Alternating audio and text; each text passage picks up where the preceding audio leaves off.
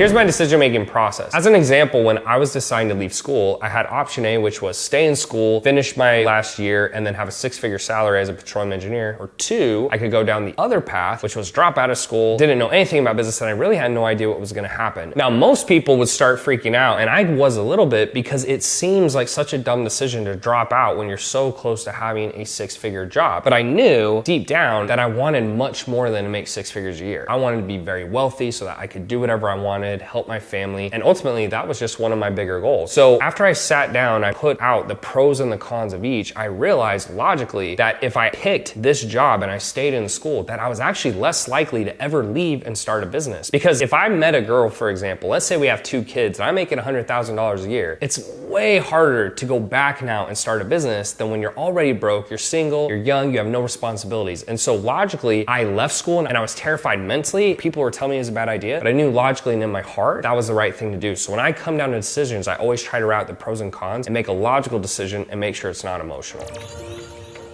For more content like this, make sure to subscribe on YouTube.